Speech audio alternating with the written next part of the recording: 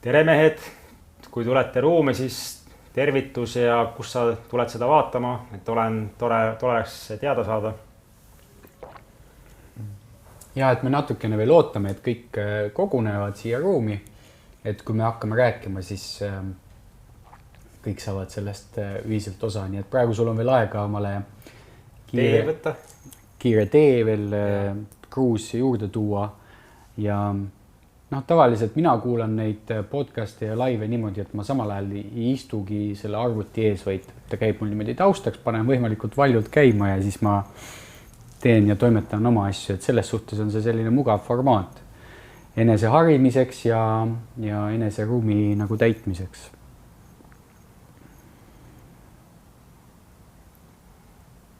Vaikselt võib-olla alustame ja hakkame sisse tulema tänase teemaga. Et mul on hästi hea meel siia ruumi kutsuda hea sõber vend Igor. Millal meie kohtusime üldse? Mäletas täpsemalt? Ma arvan, et see oli 2018 või 17.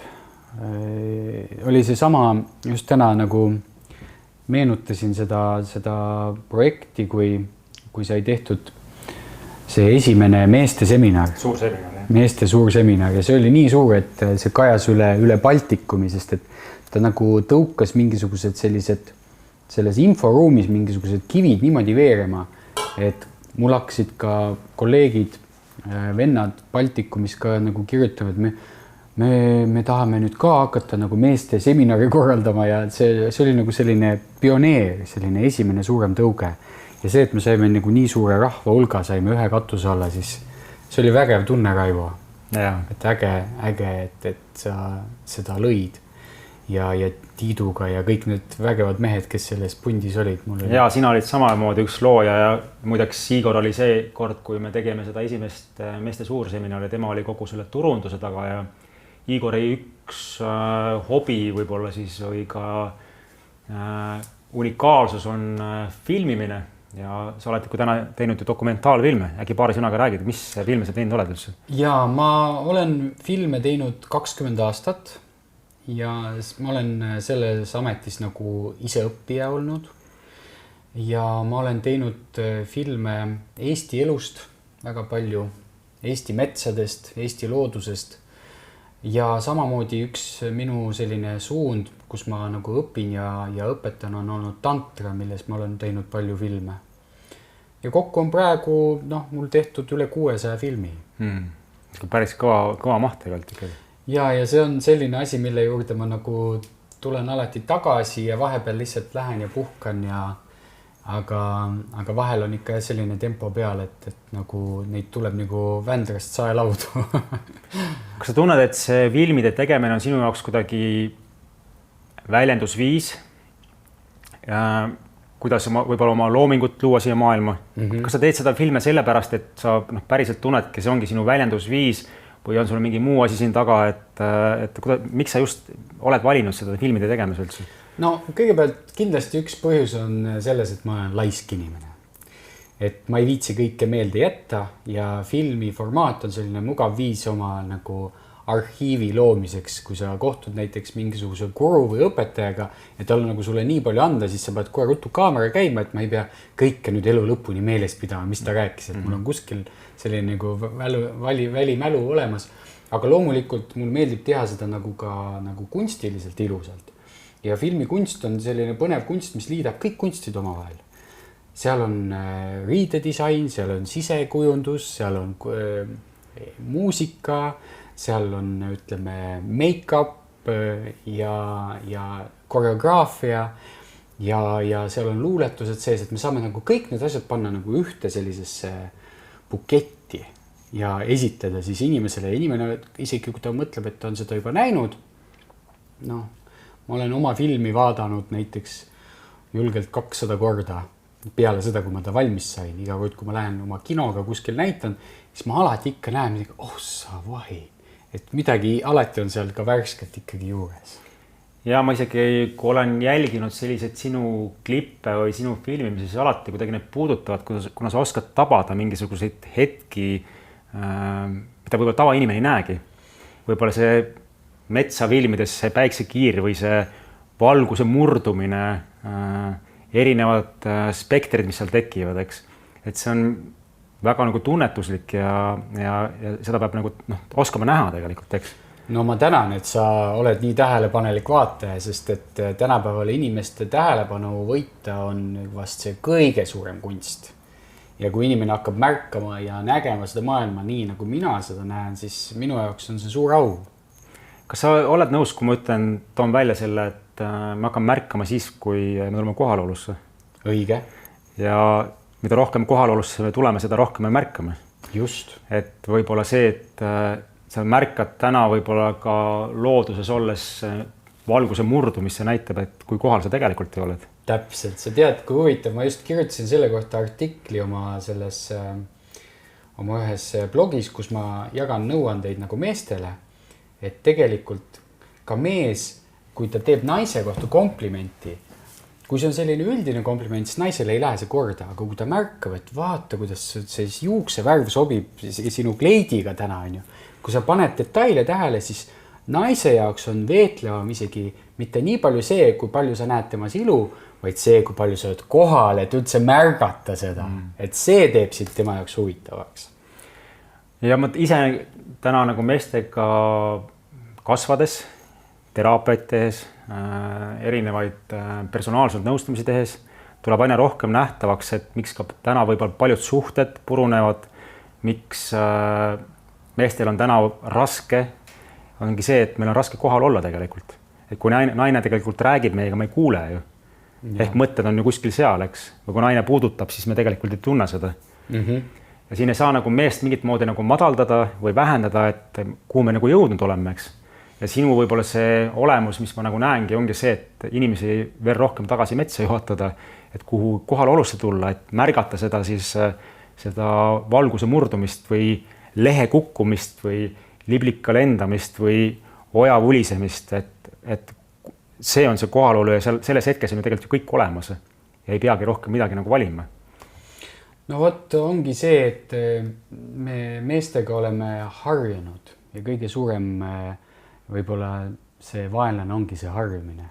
Et sa harjud ära metsaga, et mis see on, ma lähen metsa, see on mets, on ju. Ma saan oma naisega kokku, see on ikka see sama naine. Ehk me ei oska enam näha seda uudsust selles hetkes, et tegelikult iga hetk on kogu aeg uus.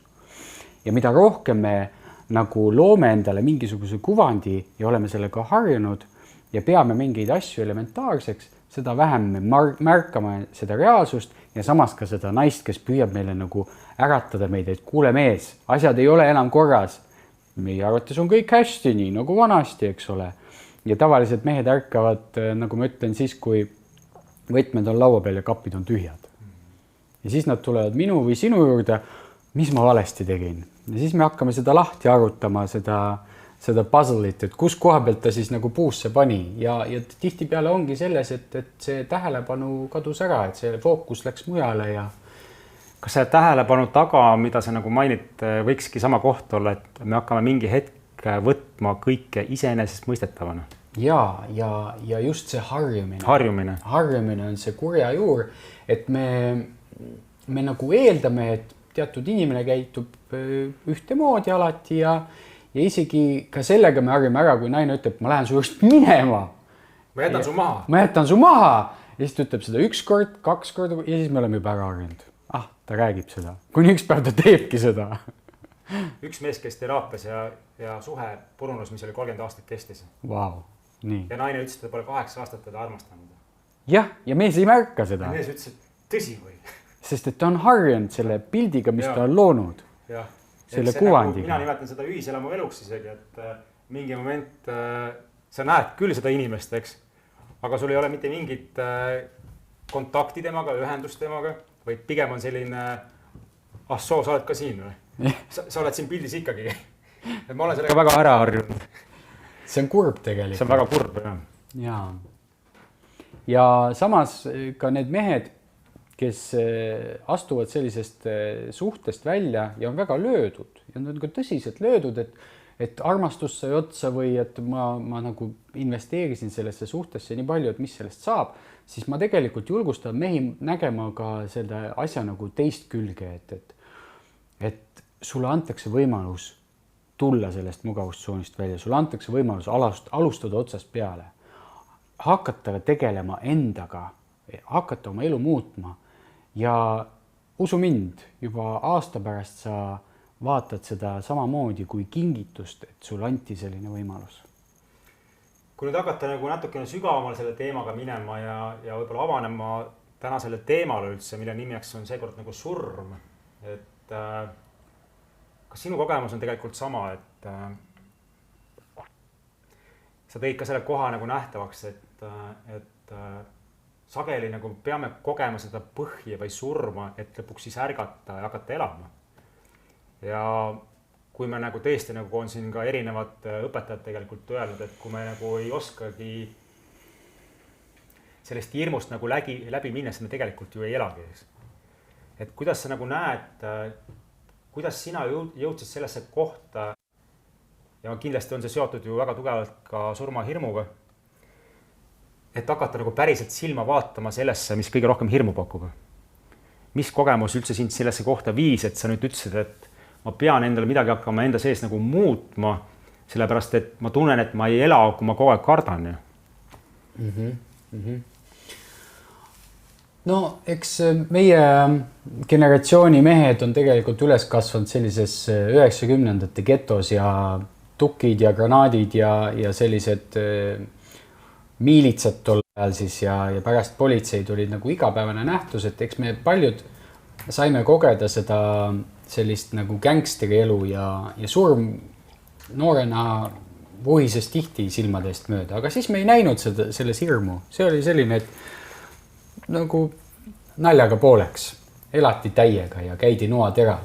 Et võib-olla see ei õpetanudki nii palju kui hilisemad sellised kogemused, kus sa tõesti su maailm variseb kokku, see, mida sa oled nagu filigraanselt ehitanud ja pannud sinna kõik detailid sisse ja mõelnud, et nüüd see elu on täiuslik, et nüüd ma võin haljal oksal puhkama jääda, korraga see kaardimaja variseb kokku ja sulle öeldakse, et tegelikult meie vahel ei ole enam mitte midagi ja vaata ise, kuidas hakkama saad. Et ka mina pidin sellise suhtekriisi läbi tegema ja pidin kogema ka sellist tugevat läbipõlemist oma karjääris, kus ma lihtsalt astusin sellest kõigest välja.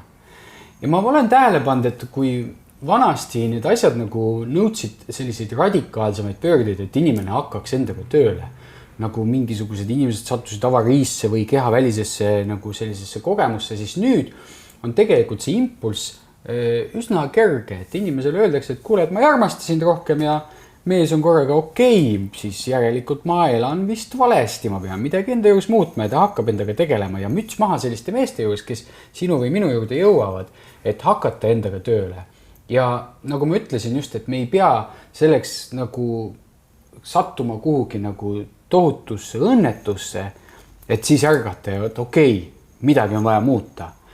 Ja ka minu jaoks ei olnud sellist nagu hästi tugevat impulssi, et ma hakkaksin endaga tööle. Ma sain aru juba üsna kergelt, et okei, ma tahan enamat. Ma tahan olla õnnelik. Kas ma olen õnnelik? Kas see, mis ma praegu teen, pakub mulle rahuldust? Kui need küsimused, kui sa nendele küsimustele saad vastused, millega sa ei ole rahul, siis see ongi juba see tuluke, see alarm, et sa pead hakkama tööle. Ja loomulikult mina valisin raskema tee, et ma läksin oma ego hävitama, ma kõndisin kuhugi teise maailma otsa ja olin palverändur ja keerasin kusagil tänaval, et lõpuks minu jaoks oli see, et tuleks ometi see surm, see oleks minu päästma palju lihtsamalt. Saaks ma lihtsalt sureks ära ja kogu see piin lõpeks. Et ma viisin ennast nagu madalamale kui see surma kogemus või surmahirm, et surm oleks olnud minu päästja. Ma olen nii tuttav koht, et ma täiega resoneerust tundsin praegult, et see koht, kus ütledki, et no nüüd on ilus päev ära minna. Jah. et täna on ilus päev ära minna. Aitäh selle elu eest, aga rohkem ei jõua siin olla. Enam ei jõua siin olla, sest seda kõik on nagu liiga palju ja ma tunnen, et nüüd on hea ära minna. Eks? Ja aga me jõudsime selle huvitava kohane, et see küsimus võib-olla olekski see sulle, et mis on surm sinu jaoks üldse? Surm on transformatsioon. Jah, see on see on nagu level. Meil on palju, meeste seas on palju arvutimänge, et sa nagu mängid ühe leveli läbi, siis sa käid kõik need salakohad ka veel seal läbi, teed kogu selle nagu labürindi, õpid selgeks, ütled okei. Siis lõpuks leiad selle ukse, mis viib sind järgmisele korrusele. Ja surm ongi järgmine korrus.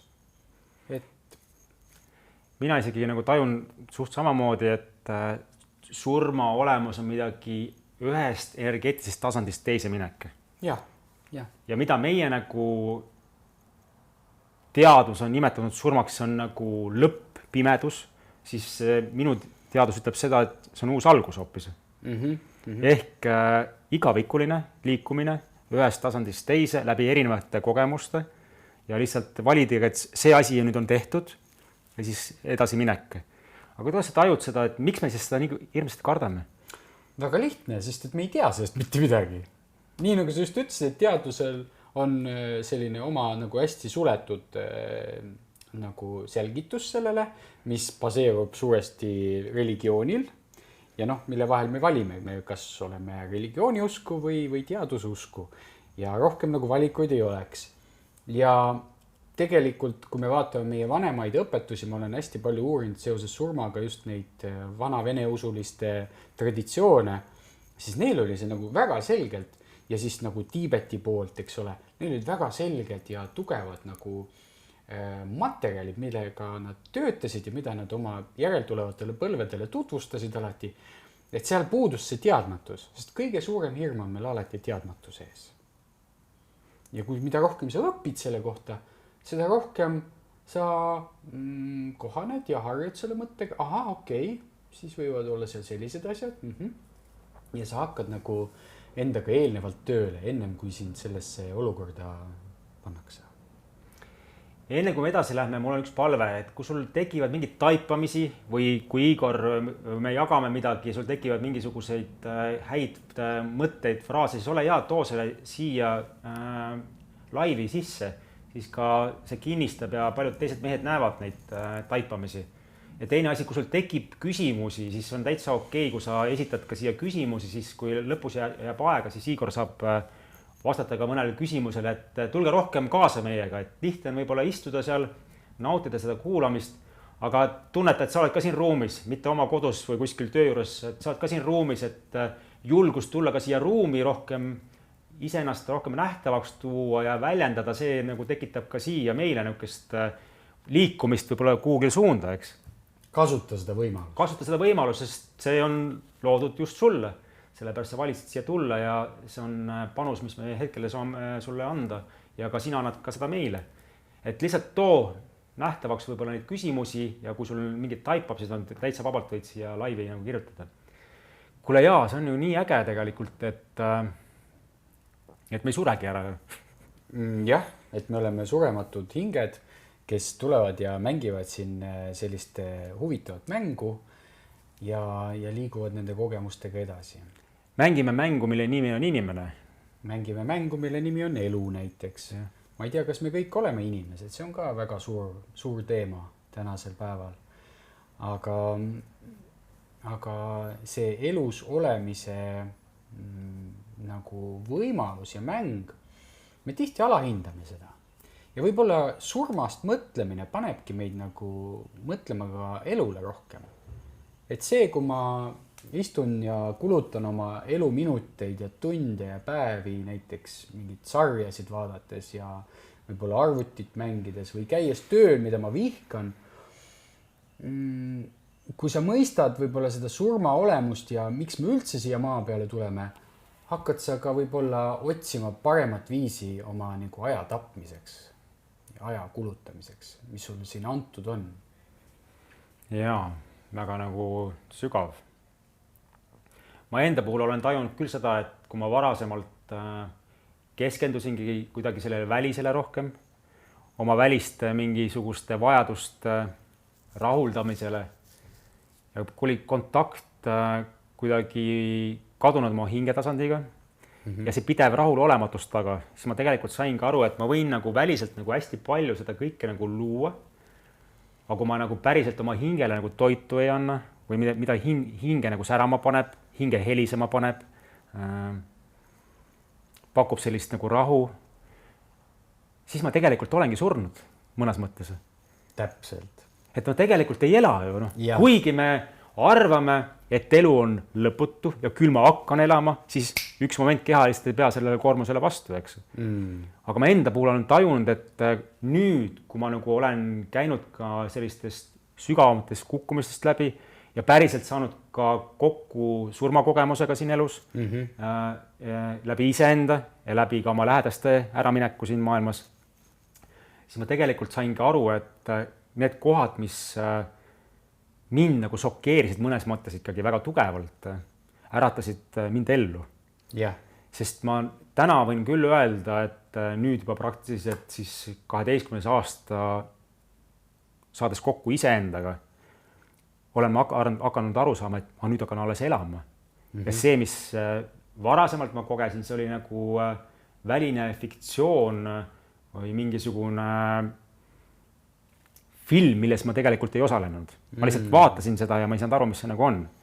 Ja võib-olla see sama asi, et täna nagu märgates ja harjutades aina rohkem kohalolu, ma saan aru, et tegelikult ju mina ise ju loon seda läbi kohalolu. Ja see märkamine võib-olla selles kohast, et kui ma tõesti nagu selles kohalosus märkangi kogu seda ilu, siis ma ei saa üldse öelda, et midagi on valesti ja kus siis tekib üldse rahulolematus.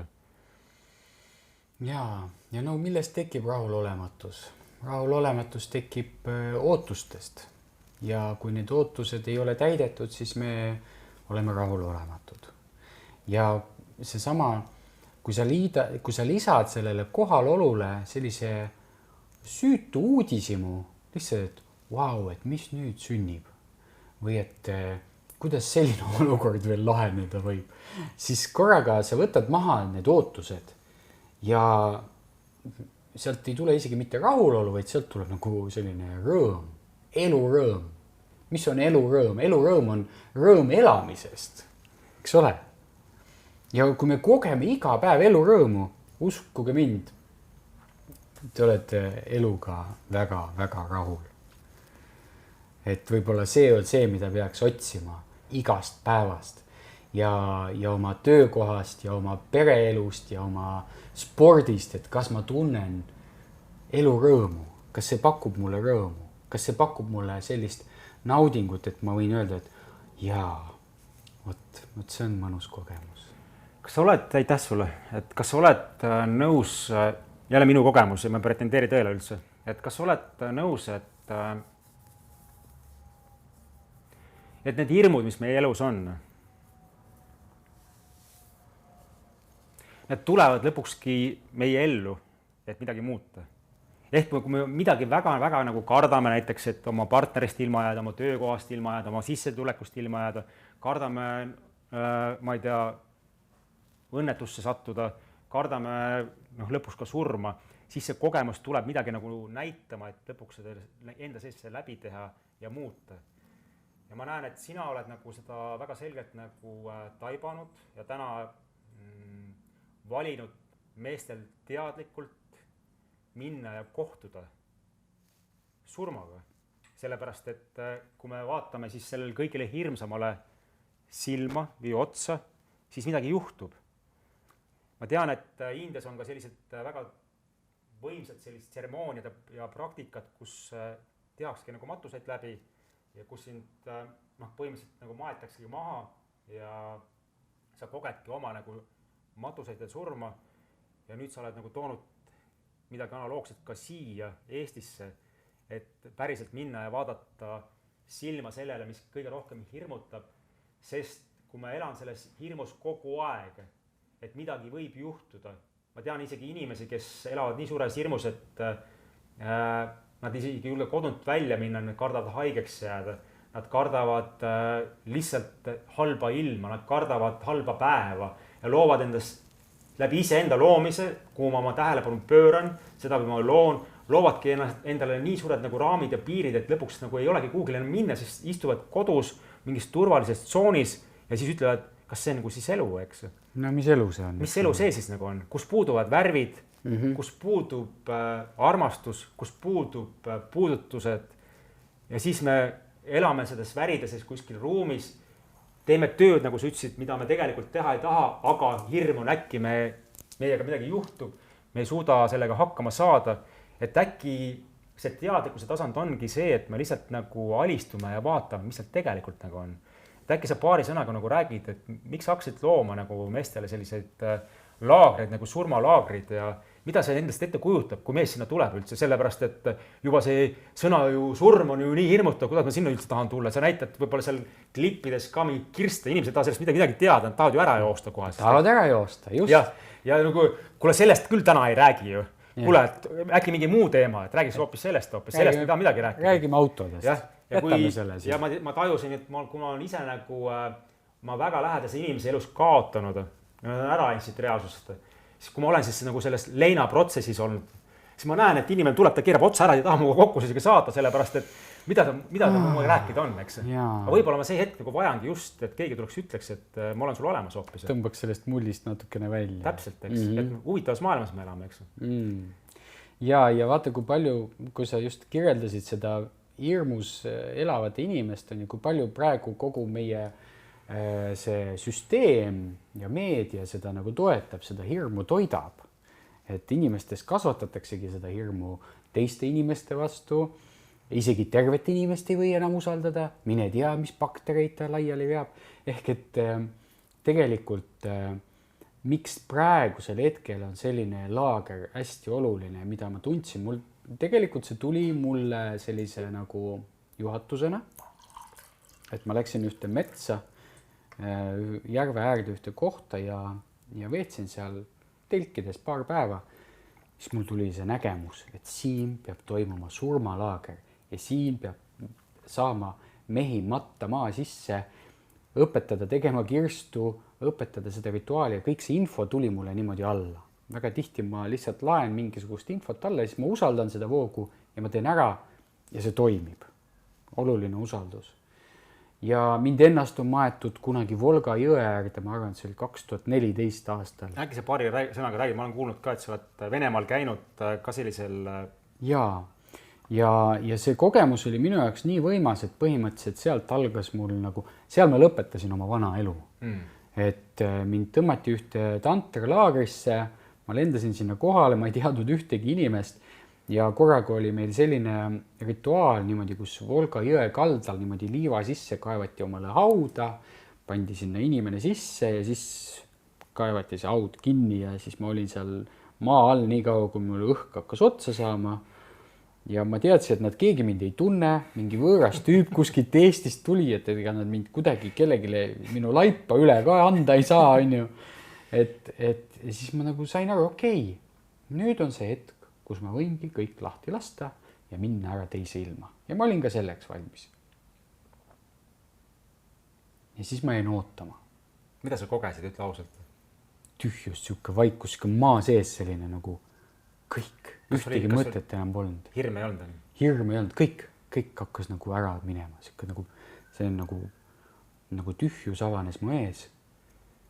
See on okei. Siis kuskilt hakkas sügavalt tulema selline kasvama nagu elutahe. Selline nagu sünnijõud tuli. Ja ma tundsin, ei, ma tahan elada. Nüüd ma hakkan elama. Ja siis ma kaevasin, nagu väike kilpkonn kaevasin ennast sealt niimoodi hauast välja ja sinna otse Volga jõkke ja seal nad juba ootasid mind. Selline ilus naine suurte tisside vahele võttis mind nagu emad ja sinna jõkke ja veevoolu sisse ja ma lihtsalt olin seal niimoodi nagu väike kilpkonnakene, siuke merekilpkonn, kes oli sündinud muna seest välja koorunud. Ja see pilt nagu sööbis minu mällu ja tead, kui huvitav. 2 aastat tagasi käis üks indiaani hõimude esindaja käis Eestis ja me tegime temaga nagu neid digitelki ja tegime seda rännakut ja allilma rännakut ja öeldi, et mine vaata omale väelooma ja ma olen nendega kohtumas käinud, eks ole, mõtlesin huvitav, mis seekord siis tuleb. Ja ta ütles, et te võite kas kohtuda väeloomaga või te võite tunda väelooma enda sees.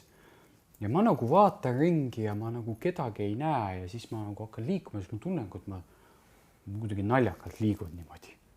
Suured käpad niimoodi kraabin ennast. Ja siis ma saan aru, et issand jumal, ma olengi see kilpkonn aga juba suur et see kilpkonn on minu sees niimoodi kasvanud ja peale seda allilma rännakut ma läksin selle hõimupealiku juurde, ütlesin, kuule, ta nagu vaatas erinevaid nagu neid väeloomasid läbi ja luges siis indiaanlaste selliseid nagu pärimusi ette. Ta ütles, et tead, kilpkonn on kõige elujõulisem loom kõigist väeloomadest.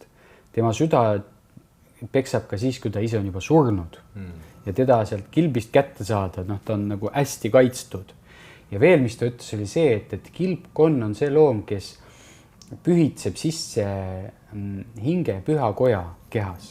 Ehk tema annab selle pühitsuse. See oli mulle nagu välk selgest taevast, et kui ma teen tantramassaaži, siis minu eesmärk on alati naisel ka seesama püha selle koja sisse õnnistamine, et naine saaks tunda ennast jumaliku olendina oma selles pühakojas, oma selles kirikus nii-öelda, mis on siis see keha. Ja minu jaoks oli see selge, et jah, see on minu tee.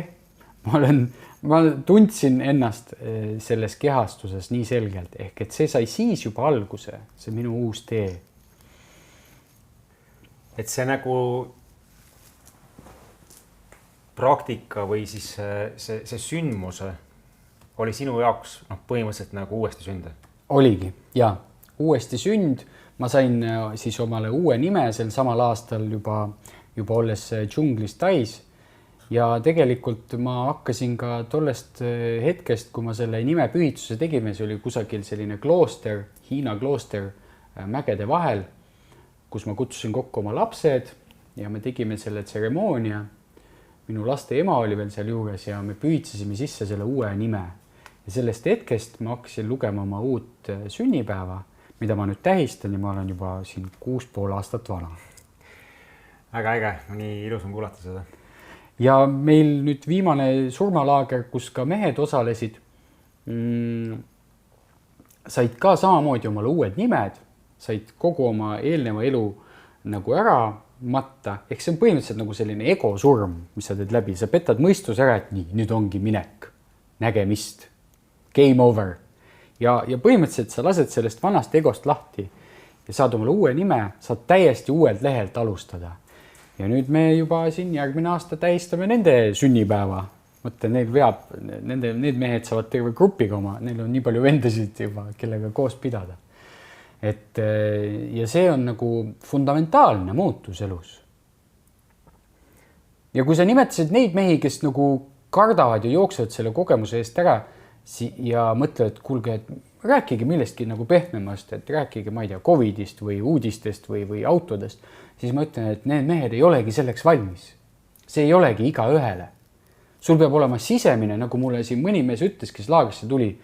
Ma kuulasin selle ära, ma vaatasin selle tutvustuse ja mul seest tuli kohe, jah, ma pean sinna minema. Vot siis sa oled selleks valmis. Et see ei ole iga ühele. Nõus. Ma olen täna ka jõudnud kohta, et kui vanasti ma tajusin seda hirmu, siis ma põgenesin. Alatihti põgenesin. Täna mul tekkinud selline koht, et kui ma tajun seda hirmu, siis ma lähen ja vaatan. Jaa! Ja ma tajun selle taha, et see hirmu taga on alati jumalikkus, kergus, avardumine, uuesti sünd. Ma tegin täpselt samasuguse kogemuse läbi, võib-olla natukene hiljem kui sina, aga 2017 Mõisamaal tegime esimest korda higitelki koos Tuuleleega. Ja ma surin seal oma ego surmas siis ka poisilikkuses ego surmas surin seal, kuna mul läks pilt nagu eest ära ja ma tundsin, et ma ei saa enam välja minna, sest pole enam jõudu. Ja alistusingi sellesse kohta ja tuligi sõnum, et aga mis siis, kui täna ongi kõige ilusam päev surra, sest me kõik tegelikult oleme ühe rongi peal, mõni läheb hiljem maha, mõni varem maha, et miks me peaks üldse seda kartma. Ja ma tundsin, kuidas ma surin seal selles hetkes, täiesti lahustusin ja mingi moment siis ma kuidagi sealt higitelgist sellest august sündisin nagu välja ehk ema üsast. Ja ma vaatasin seda maailma nagu wow. Täiesti uuest kohast ja nii õrn ja haavatav, et lihtsalt nutsin 20 mehe ees ja ütlesin, et ma ei ole mitte kunagi niisugust asja kogenud. Wow. See on ilus. ja teinekord, kui ma päriselt kogesin oma surma, oli ühel rännakul ja mul oligi nagu väga suur kurbus tekkinud sisse selles maailmas, kus me täna elame. See oli juhtus 2019 ühel taimsel rännakul ja minu sõnum oligi see, et ma ei soovi selles maailmas elada, kus me nagu ise istume oksa peal, lõhume, hävitame ja mul anti nagu võimalus kogeda, et mis siis oleks, kui sa sured selles kehas ära, sest minu teadus ütleb juba ammu, et sellist asja nagu me arvame, et surm on lõpp. Mina tean seda lihtsalt, et nagu me rääkisime, et surm on ainult ühest energeetilisest tasandist teise minek, hing on igavikuline, me oleme siia tulnud kogemusliku reaalsusesse ja ma kogesin sellist asja, et ma surin kehas ära ja see oli kõige ilusam hetk, mida ma olen viimasel ajal kogenud üldse. Sa tõused, sa naerad, sa oled pisarates, sa oled nii õnnelik, et saad nagu minema nagu. Aitäh, siis vaatad, keha jääb sinna alla vedelema nagu enne, tõused nagu, eks. Ja mõtled, hommikul leitakse mingi tegelane sinna all, ise naerad enda keha nagu mingit moodi see tegi nalja, eks. No, et kuidas ma nagu seda maailma nagu näinud olen, et täitsa haige nagu enne. Tõusen, enne. Ja siis mul on üks imeline hing sinna maailmas, sündinud ehk mu tütar Isabel. Oli kellukesega tegi niimoodi, till, Eesti tule tagasi. Aha. Ja siis ma ütlesin, miks ma peaks tagasi tulema, et kuule, ma olen nii rõõmus, et ma lähen ju siit minema. Aga see, et sa oled võtnud vastutuse, mind siia maailma kutsuda, see, et sa oled võtnud kohustuse mind hoida, et sa oled kohustuse ka ise kasvada ja mehena ruumi hoida, et äkki ei ole veel õige aeg. Ja siis ma sain aru, et ka see oli hetk lihtsalt kogemuslik ja tahtsin võib-olla ka selles hetkes ka põgeneda. Ja tulin tagasi ja ütlesin tänulikkuses, et et see paradiis äkki ei olegi seal, kuhu ma tahtsin minna või äkki hoopis paradiis on siin, et selle siia luua hoopis. Ja see nagu kinnistas mulle ära, et ma ei pea kuhugile minema, vaid ma võin ka seda siin kogeda hoopis. Tubli, et sa selle otsuse tegid, sest et sul oli valida. Ja mul oli valida. Ja. Ma olin sarnases olukorras just ka paradiisis, mis ma leidsin maa peal. Kui ma elasin džunglis ja mul ei olnud enam ei raha, ei riideid ega muid esemeid endaga ja elasingi parasiidis, korjasin kookoseid ja elasin, mul olid seal naabriteks olid ahvid peamiselt. Ja ma sain siis, aru, kui sa tais olid, eks? Ja ma sain aru, et see džungli elu mulle sobib, ma olen leidnud oma paradiisi, mul ei ole rohkem midagi vaja. Ma juba suhtlesin seal taimede ja hingedega ja see kõik oli nagu hästi nagu minu jaoks kodune. Ja siis samamoodi lapsed olid need, mis kutsusid mind tagasi. Et mingi hetk mul tekkis selline pilt, et ma olen 25 aastat seal niimoodi elanud, kuskil mul on ajataju kadunud ja lapsed on suureks kasvanud. Ma ei olegi näinud nende kasvamist. Ja see oli minu jaoks nagu nii valus, et ma pakkisin asjad kokku ja ütlesin, okei, ma võtan selle paradiisi praegu siit kaasa ja lähen viin selle maailmale. Ja tulin sellise pagasiga, tulin sealt džunglist välja ja nüüd ma olen siis seda sõnumit siin mööda laia maailma kandnud inimesteni ja aidanud neil saada ühendust iseendaga ja ennast õppida armastama ja just seeläbi kogema elurõõmu ja naudingut elus. Aga ka tänu lastele, et nemad on need minu ankrud, kes toovad mind alati siia kehastusse ja hoiavad mind enda lähedal.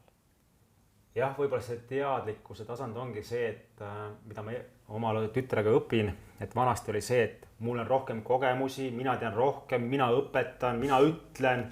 Ma täna ütlen, vaatan, et ma räägin mingit lugu talle ja ta ütleb, et aga nii saab ka ju.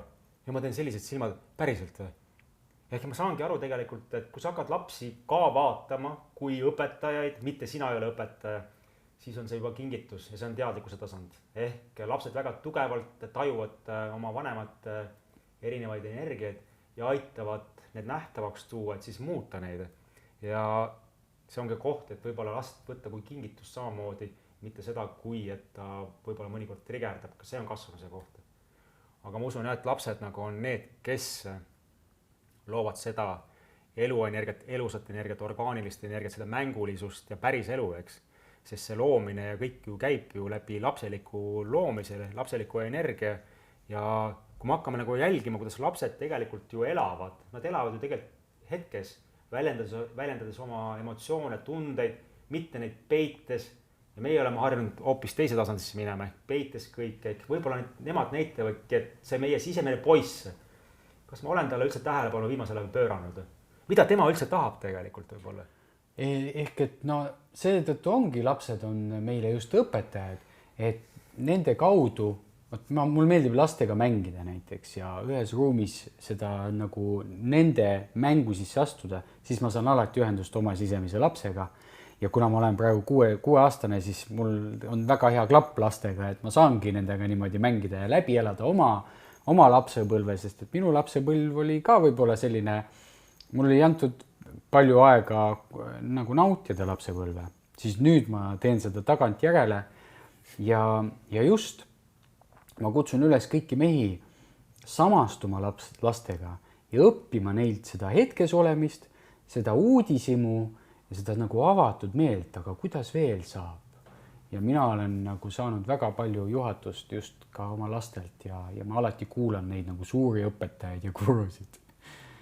Et sealt tuleb pärleid kogu aeg. Ja, täitsa ilus. Ma võib-olla esitaksin sellise küsimuse, et kui täna nagu mees ongi selles kohas, et nagu ongi surmahirm, maailm on täiesti tuksis nagu on. Täna meid isoleeritakse, räägitakse mingeid hirmulugusid kogu aeg. Kui sa tead seda, siis juhtub see asi, kui sa tead seda, siis juhtub see asi.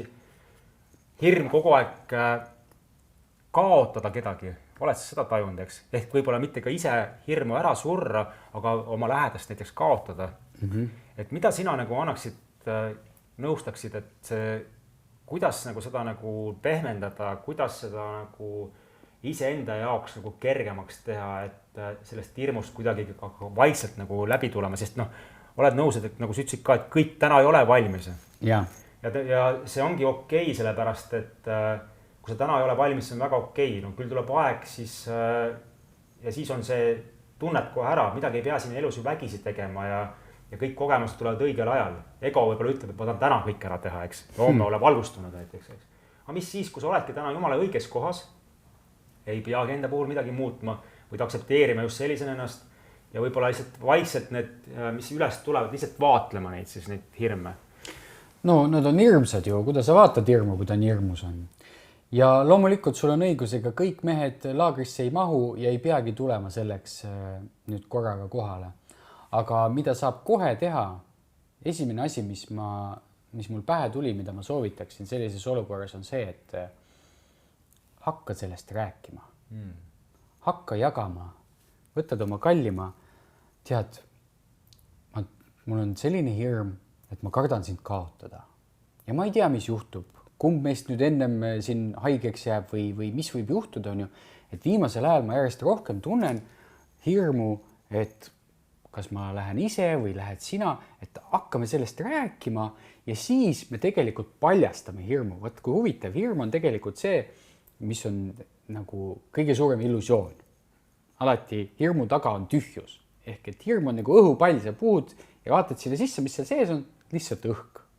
Ja kui kui õhupall lõhkeb, alles ei jää suurt mitte midagi.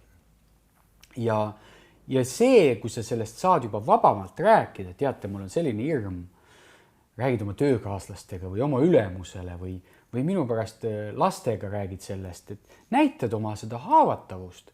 Sest et see on okei, et kui anna andeks, kui sa tänapäeval iga päev seda aktuaalset kaamerat vaatad ja Postimest loed, siis sul ongi see hirm. Sa kardadki sõna otseses mõttes, kurat, et nüüd surevad, kärvavad kõik maha. Siis räägime sellest. Lahustame seda, lubame sellel niimoodi ruumist, nagu ma ütlesin, et täna me toome siia selle elevandi tuppa ja avalikustame selle, siis sina võid seda sama teha. Selle asemel, et mokk maas vaadata neid uudiseid, võtke see teema, lülitage need raadiod ja televiisorid välja, võtke see teema ümmarguse laua taga koos oma pereliikmetega. Nii, nüüd on selline olukord, on ju, mis me teeme, kes meist veel kardab, mina kardan täiega. On ju, et räägime sellest ja laseme sellel pingel lahustust, et see on pinge, mis tahab lihtsalt. Ja pärast me saame sellest läbi hingata ja võib-olla arutada neid asju, aga mis siis saab, kui ma ära lähen?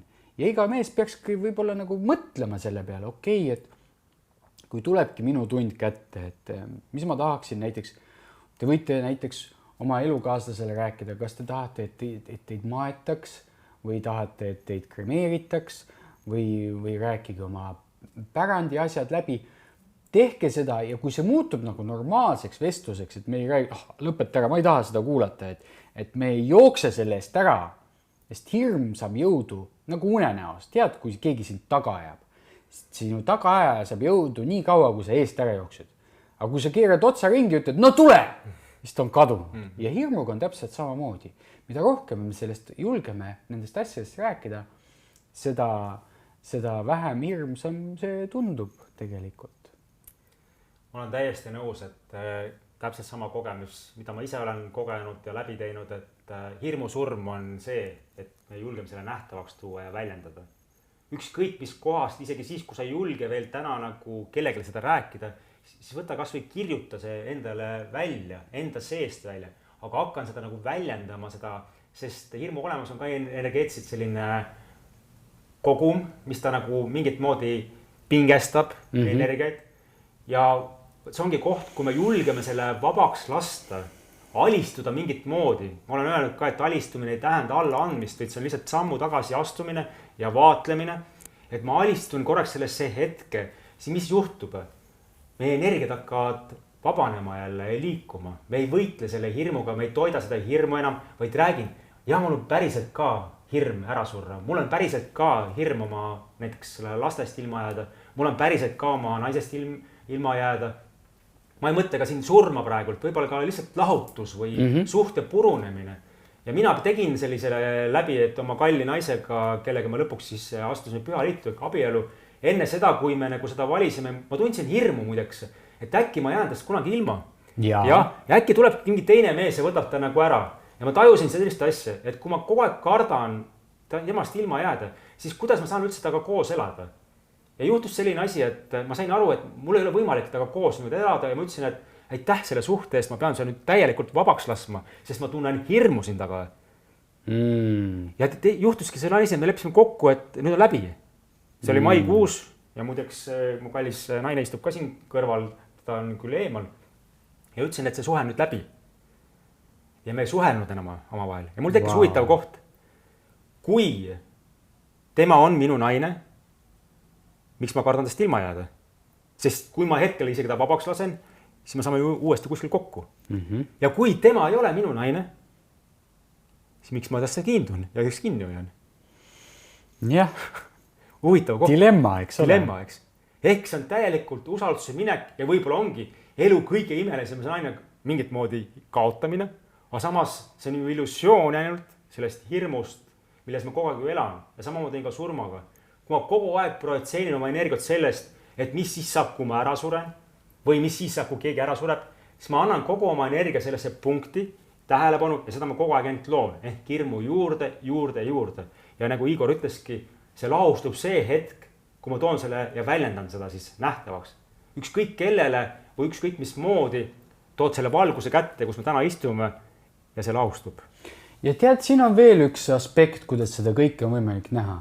Et vaata, kui sa kujutad ette, et see maailm on sinu etendus, eks ole, see on sinu stsenaarium, see on sinule loodud selline süžee, kus on mingisugused tegelased, kes annavad sulle parimat kogemust, siis see, et see hirm sind taga ajab, võib-olla on see, et see on sinu õppimise koht.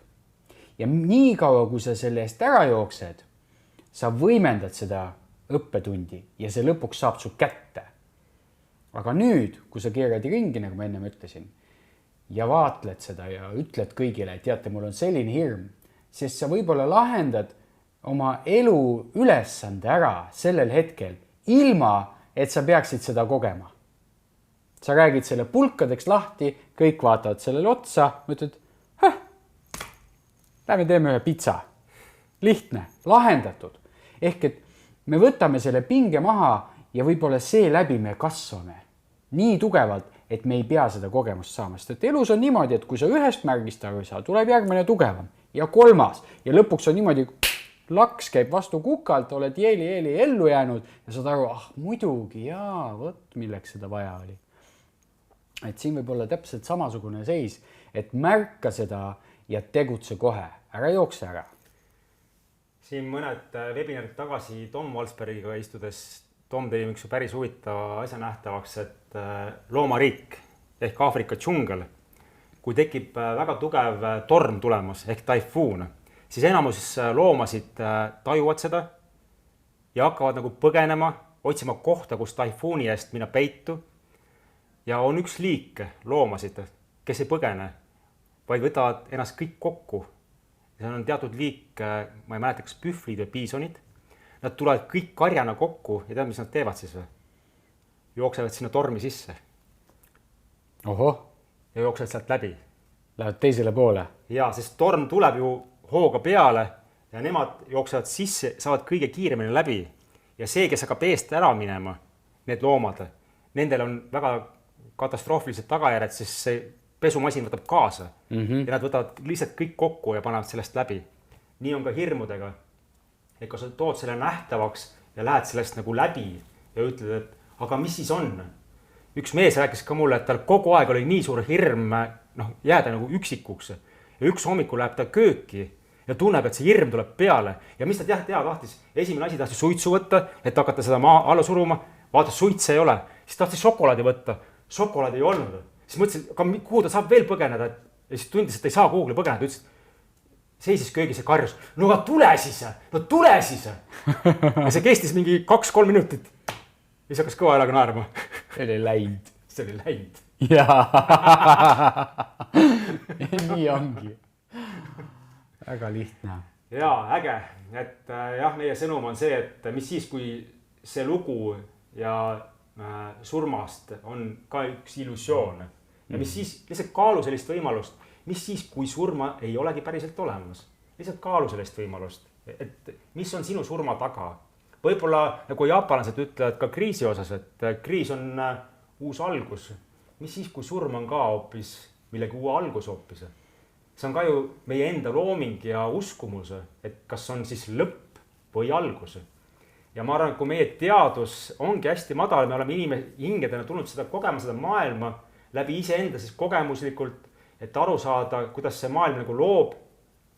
Mis siis, kui lõpuks nagu aru saada, et kui ma tajun, kui põrgud seda maailma, see on ka minu valik ju. Ja ma võiksin selle sekundiga paradiisiks muuta, kui ma ei oskaksin seda. Võib-olla lihtsalt muuta nagu teadus sellest, et surm on võib-olla midagi enamat kui see, mida ma tean praegu. Ja lihtsalt võib-olla vaadata sinna sisse ja enda sees hakata uurima, miks ma kogen üldse hirmu surma ees. Võib-olla see on lihtsalt uus tasand kuhugi liikuda ja valast tasandist lahti lasta. No kui me natukene siin nendele vapratele, kes on meiega siiamaani veel kaasas ja kuulavad meie vestlust, siis me võime natuke sellist esoteerikat ka sisse tuua. Ja siis ma jagaksin sellist õpetust, mida ma ka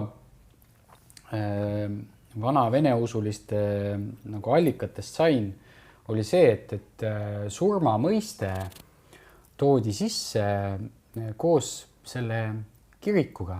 Et selle ristimise ajal toodi üldse sõna surm sisse. Et ennem seda oli venelastel oli uinunud ja see tähendas seda, et tavaliselt kui inimene nagu pillid kotti pandi, esimese asjana viidi inimene sauna. Kööti saun kuumaks ja hõõruti keha soojaks ja soojendati pea oli alati oluline. Üles soojendati tavaliselt selle peale tärkas üles ja toimetas edasi. Sellest juba piisas. See oli vanarahva tarkus.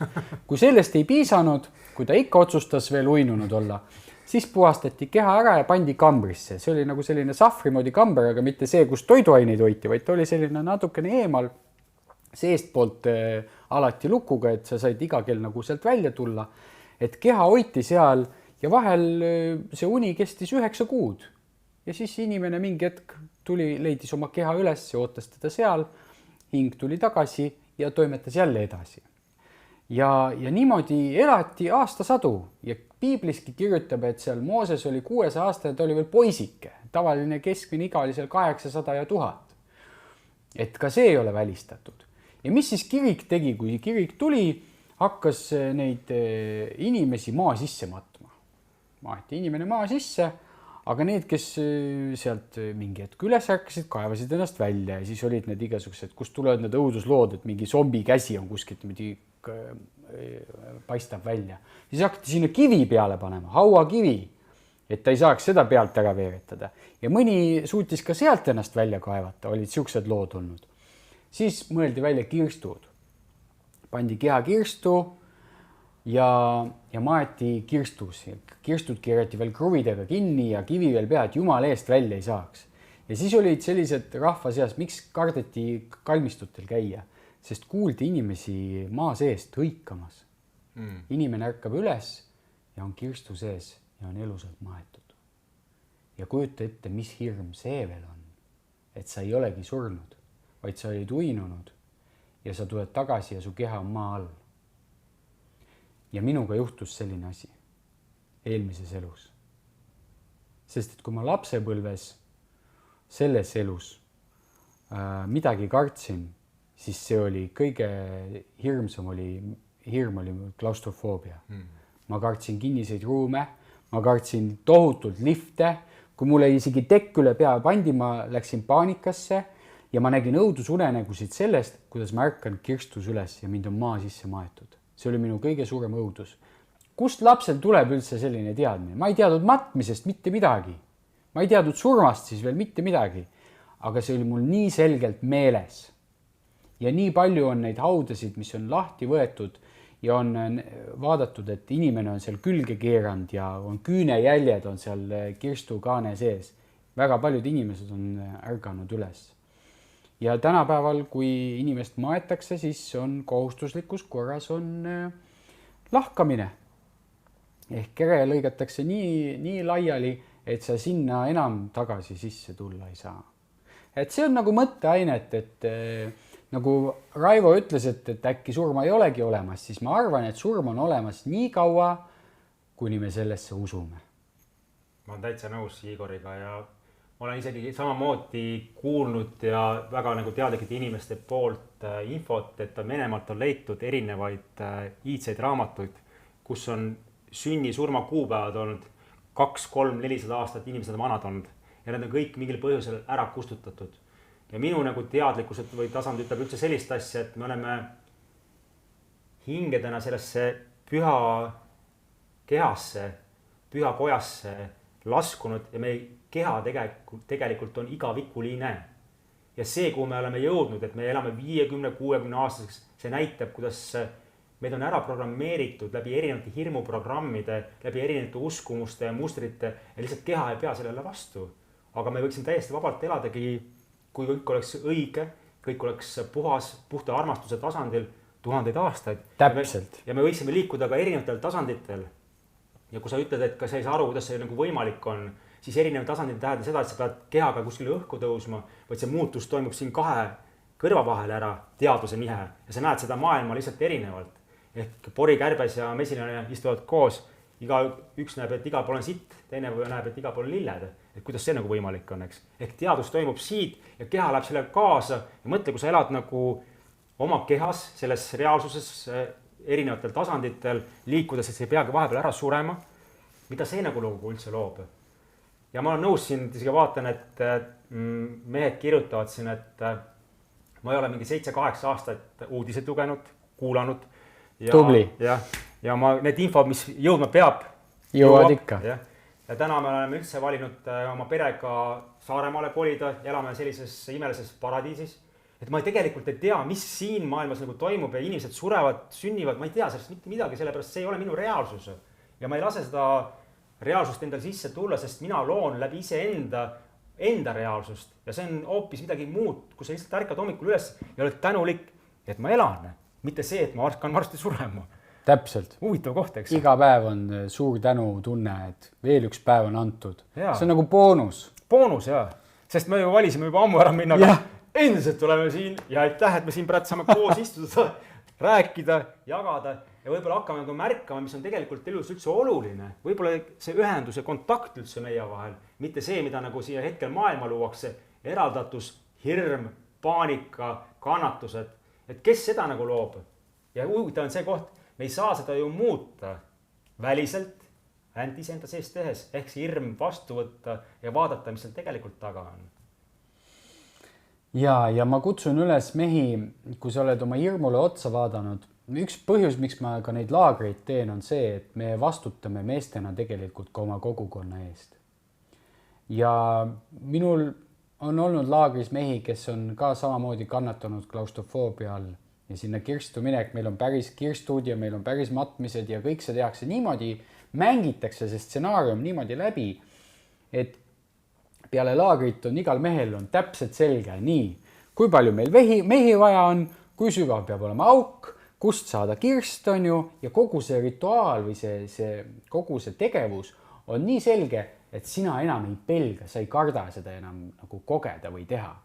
Ja tänu sellele me saame nagu meestena olla kogukonna pead, me saame võtta vastutuse olukordades, kus näiteks lähevad teise ilma meie esivanemad või lähedased inimesed, et me ei jää sinna heietama või paanikasse või muud moodi, nagu mõni mees kukub jooma, mis ei ole kindlasti nagu parim lahendus, vaid meil on selge teadmine, mida ja kuidas teha ja me saame oma kogukonda sellega toetada. Jaa.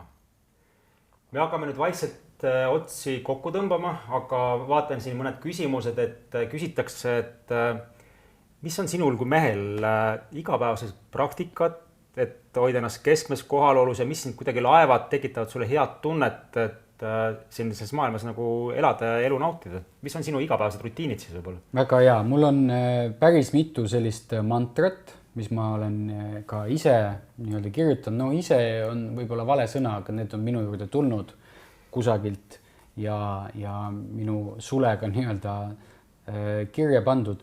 Et ma kasutan iga õhtu teen tänupraktikat, ma käin oma päeva läbi tagantpoolt ettepoole, ehk ma alustan sealt, mis oli viimane sündmus, mis juhtus ennem, kui ma magama heidan ja sealt liigun nende sündmustega tagasi ja vaatan kogu oma päeva läbi. Ja tänan ka kõigi nende kogemuste eest, mis ma päeva jooksul sain. See on nagu selline kõige olulisem praktika, mida ma teen nui 4 alati juba vähemalt 5 aastat, ma usun, et ka kauem, ma ei tea kui kaua. Teine kindel praktika, mida ma teen, on külm dušš. See on nagu trenni eest, kui sa muidu trenni ei tee, siis tee endale kuuma duši ja siis võtta külm dušš peale ja su keha saab juba nii võimsa toonuse ja verevahetuse ja puhastuse kehas, et sa oled terve. See on nagu kindla peale minek.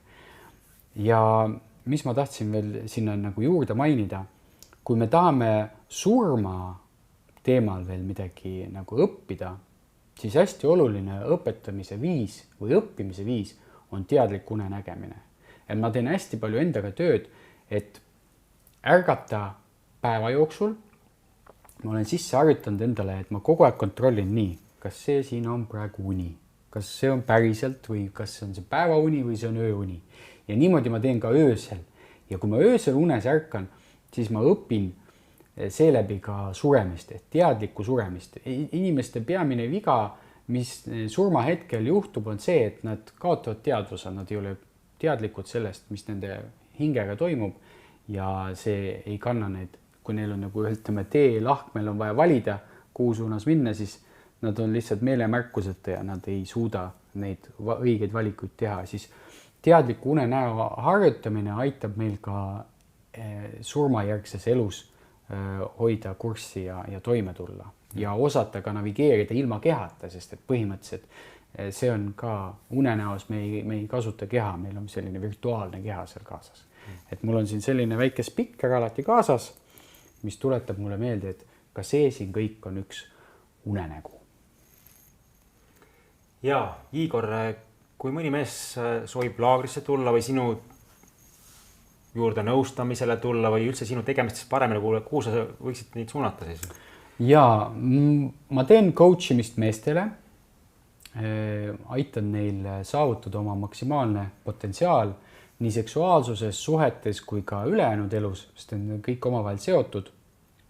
Mul on selline, nagu Raivolgi on oma siin meeste grupp, siis mul on meeste grupp Meestekas, kus mul on hästi palju videosid, kus ma räägin nendest oma praktikatest ja oma taipamistest. Samamoodi selle sündmuse alt, kus me praegu inimesi kutsusime laivile, seal on need surmalaagri videod, mis ka viitavad sellele samale laagrile, sinna veel paar kohta millega selle surmalaagriga saab liituda. Aga mind leiab kõige paremini võib-olla just läbi Facebooki. Earthchild, Igor Earthchild, kirjutage mulle, vaadake, millega ma tegelen, ma teen festivale, ma teen laagreid, ma hästi aktiivselt, mul on palju õppematerjali ja artikleid, mida ma kirjutan ja viimasel ajal just olen võtnud sihiks tegeleda meestega ja meeste probleemidega ja tuua neile võimalikult palju selliseid lahendusi, mis aitavad neil jõuda endale lähemale, jõuda väesse ja õppida ennast armastama. Aitäh, Igor, et sa tulid täna, et äkki sul on veel midagi siia lõppu selle teema kokku tõmbamiseks veel midagi nagu öelda enda poolt, kuidas sa tunned? Ma tahan tänada sind, Raivo, et ma sain sinuga kokku ja ma tahan teha sulle kingituse ja kinkida oma luuletuste kogu. Äkki sa loed mingi luuletuse siit? Ja loen siit ühe luuletuse ka, mis võib-olla natukene on sellise kurva noodiga, aga kuna meil on selline teema ka, siis selle luuletuse nimi on Pimedus. Ja kui ma seda kirjutasin, siis ma olin ka ühes sellises hästi sügavas madalseisus, kus alati, kui sa jõuad elus põhja, siis on jäänud järele ainult üks tee üles. Ja sealt saab minna elu ainult paremaks. Ehk ka nendes kohtades on võimalik näha ilu ja tervitada neid kohti, kus sa oled pilkases pimeduses. Ja mul ongi selline luuletus nagu Pimedus. Pilkane pimedus, masendav mustus. Miski veel elendas, kuni mu viimane küünal kustus. Kas olen jäänud pimedaks või mis minuga juhtus? Et enam ei näe ma lahendust kõigele, mis selga kuhjus. Nüüd väldin vaid masendust, mis ka ei juhtuks. Ja lahendus tuleb. Täna mul oli just üks kohtumine ühe kliendiga, kes ütles, et ma ei tea, mis elus edasi saab. Siis ma ütlen, et võta vastu see teadmatus ja lepi sellega. Lepi selle pimeduse hetkega. See võib kesta päeva, see võib kesta tunni, see võib kesta nädalaid. Aga sellest pimedusest sünnib uus elu, sest et igale surmale järgneb sünd. Ja lihtsalt usu sellesse ja võtta see avasüli vastu. Aitäh sulle. Aitäh, Raivo. Aitäh, et olite täna kuulamas ja vaatamas, et kui sul endiselt tekib mingisugused taipamisi ja küsimusi, siis võid täitsa vabalt siia laivi alla kirjutada. Endiselt ütleme, et me ei pretendeeri tõele, see on lihtsalt meie kogemus. Kui see kuidagi sind toetab, aitab, siis meil on selle üle hea meel ja kui see sind absoluutselt ei kõneta, ka see on ju okei. Et see oli lihtsalt meie jagamine praeguses hetkes ja mis on pidevas muutuses, sest elu ongi pidev muutus ja ainuke stabiilsus on pidev muutus. Just. Et väga tänulikud oleme, et valisite aja siin meiega koos olla ja võib-olla minu viimane küsimus on sulle, et kui sul oleks enam mitte ühtegi hirmu, millist elu sa valiksid siis elada? Ja teine küsimus oleks see, et kas sa päriselt ka elad? Aitäh sulle. Aitäh.